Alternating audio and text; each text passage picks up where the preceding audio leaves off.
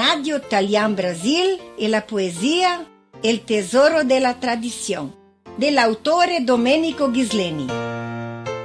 Trovar de quei che la tradizione mantiene, è tornare indietro nel tempo, provar del suo vin, fatto per il guasto, dritto della botte, attorno le mastelle, ben nettate e giusto doperate, magari con ua de sue scarselle.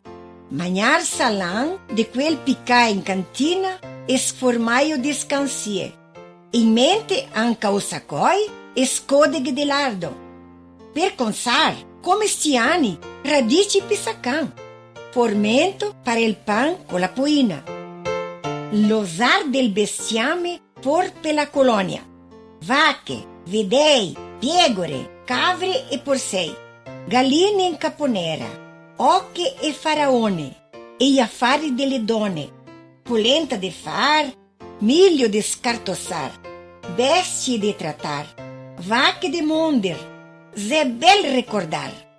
Per ricordar dal tutto, una ora non la basta, bisognerà far filò come una volta, con polastro rostio o fatto al mosto, una bigolada ben consada e tastada, per mettere ben le nostre idee a posto.